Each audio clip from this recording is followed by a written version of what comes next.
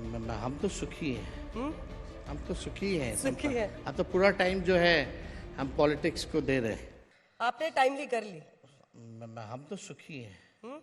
हम तो सुखी हैं। सुखी है। अब तो पूरा टाइम जो है हम पॉलिटिक्स को दे रहे हैं। अब आते हैं जरा जी। नहीं नहीं नहीं। हाँ, अब आते हैं जरा पूरे देश की पॉलिटिक्स पर, क्योंकि इस वक्त लोकसभा की कार्यवाही चल रही है और कई सारे लोग हैं जो राहुल गांधी को चैलेंज करते हुए, शरद पवार जी ने वहां से बयान दिया है कि ममता बनर्जी अच्छी लीडर हो सकती हैं, कई अन्य पार्टियां कह रही। आपको कौन लगता है, अगर एक नेता चुनना हो जो बीजेपी को सबसे कड़ा मुकाबला दे सकता है, किसमें वो सारे क्षमता है? अलायंस में सबसे छोटे हम हैं, हमारे लिए तो सब अच्छे हैं। आप मेरे पे इतना बड़ा लोड क्यों डाल रही हैं सबसे छोटे वाले पे? पर कुछ तो आपको भी लगता होगा। बहुत लोग आएंगे ना, आपको मौका मिलेगा। एजेंडा इतना बड़ा आप लोगों का कार्यक्रम है, और नेता है तो उनसे जरूर पूछ लेना इंडिया अलायंस वाले से। सबसे छोटे पे इतना भारी प्रेशर मत दीजिए, ऐसे भी हमको सबसे अकेला लड़ना पड़ रहा है बिहार में। हम एक तरफ हैं, वहां बीजेपी है, चाचा हैं, चिराग जी हैं, कुशवाहा जी हैं, मांझी जी हैं, बीजेपी की बी टीम है, उनका प्रशासन है, इलेक्शन कमीशन है, ED, EB, CBI, income tax सब है। अकेले हम लड़ रहे हैं अंजना जी।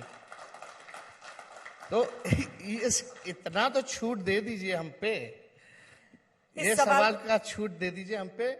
और देखिए, भले ही हमारी कच्ची उम्र है, लेकिन हमारी जुबान कच्ची नहीं है। अगला सवाल इसी को जरा बदल के आपके लिए पूछती हूँ, देखती हूँ इसका आप जवाब देते हैं या नहीं। आपकी नजर में अडानी सबसे बड़ा मुद्दा है देश का, या संभल सबसे बड़ा मुद्दा है, या बेरोजगारी, महंगाई? देखिए, ये सवाल जो आपने पूछा है, मुद्दा सबसे बड़ा क्या है जिससे लोगों परेशान है इंडिविजुअली, अगर देखा जाए तो सबसे बड़ा मुद्दा जो है बेरोजगारी है, महंगाई है और गरीबी है। आज भी आपको 80 लाख लोगों को राशन बांटना पड़ रहा है। 80 करोड़ लोगों को आज भी जो है राशन जो है बांटना पड़ रहा है। तो लोगों को गरीबी रेखा से ऊपर लाना, ये हमारा मुद्दा है। जो बेरोजगार हैं देश में, अगर आप देखें तो सबसे बेरोजगारी जो है बिहार में सबसे ज्यादा है। तो हम तो इस चीज को लेकर के बोलेंगे। तो हमारे यहाँ तो सबसे बड़ा जो मुद्दा है जिससे हमारे लोग पीड़ित हैं, उसको हम उठा रहे हैं और लगातार उठा रहे हैं, और उस दिशा में हम लोग काम भी कर रहे हैं। तो आपकी नजर में ये सबसे बड़ा मुद्दा है? एकदम। पर आपके मतलब लेकिन साथी, इससे बड़ा मुद्दा ये भी है कि संविधान जो है वो भी आप देखिए किस प्रकार से भाजपा के लोग जो हैं कहीं ना कहीं से इसको हटा करके अपना जो संघ का जो विधान है उसको लागू ये लोग करना चाहते हैं।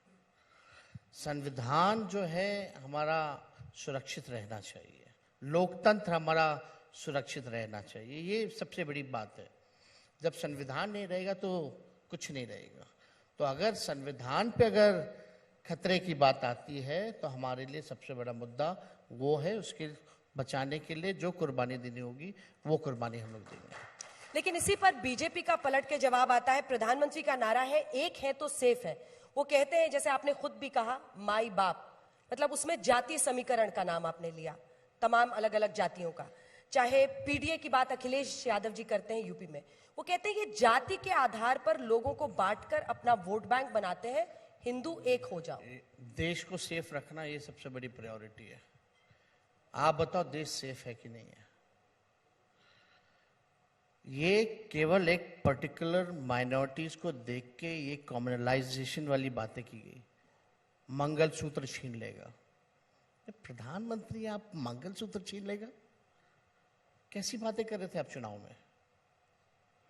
लेकिन खैर जो भी है, आप बताओ तीनों सेना के अध्यक्ष कौन से धर्म के हैं?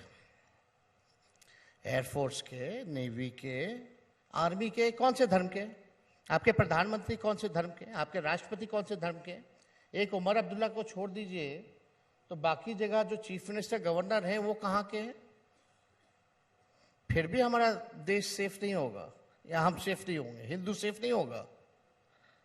आप 11 साल राज कर रहे हैं, फिर भी आप ये बात बोल रहे हैं, तो आपने किया क्या? 11 साल में क्या किया? और ऑल ऑफ सडन ये 11वें साल जहां you should be telling people, जो मालिक है जनता, you should be telling them कि हमने देश के तरक्की के लिए ये काम किया। आज रुपया कमजोर हो रहा है कि नहीं हो रहा? डॉलर के मुकाबले कमजोर हो रहा है कि नहीं हो रहा है? हमारे इकोनॉमी पे बात होनी चाहिए। मोदी जी ने कितने लोगों को नौकरी दिया ये बताओ, ये नहीं सुनना कि कितने लोगों को राशन दिया। ये A to Y Z कोई भी उस पद पे बैठेगा, कोई भी कर सकता है, लेकिन आपने नौकरी कितनी बनाई, नौकरी कितना दिया, महंगाई क्यों नहीं कम की?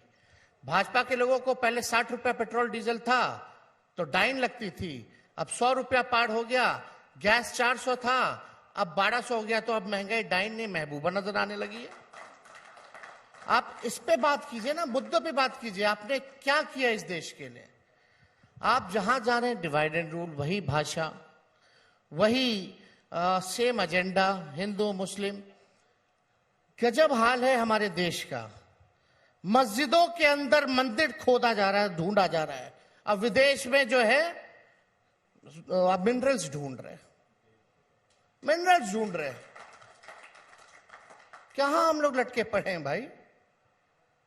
खैर अभी तो कोर्ट में इसका भी आ ही गया है, जो वर्शिप का जो लॉ था उसको लेकर के, प्लेसेस ऑफ वर्शिप एक्ट। अब आते हैं एक और आरोप पर जो बीजेपी तमाम विपक्ष के नेताओं पर लगाती है कि आपके लिए चुनावी नतीजे आने के बाद अंगूर खट्टे हो जाते हैं। जहां आप जीतते हैं वहां तो गप गप, लेकिन जहां पर हारते हैं ईवीएम ने हराया। उसी ईवीएम ने आपको बिहार में भी सबसे बड़ी पार्टी बनाया, लेकिन वही ईवीएम दोष में आ जाता है जहां विपक्ष कांग्रेस का भी ये कहना है कि ईवीएम की वजह से हम हारे हैं, महाराष्ट्र हो हरियाणा। क्या इस आरोप में दम नहीं है? देखिए एक बात समझनी चाहिए, इस पे ज्यादा हम टिप्पा टिप्पणी नहीं करना चाहते हैं, लेकिन ईवीएम को लेकर के डाउट बहुत ज्यादा है। एज एन एग्जाम्पल अगर हम देखें, अभी यूपी का जो बाई इलेक्शन हुआ एक सीट पे, जहां माइनॉरिटी जो है लगभग 70% है, वहां बीजेपी चुनाव जीत जाती है, और माइनॉरिटी के जो कैंडिडेट्स होते हैं उनको वोट नहीं मिल पाता है।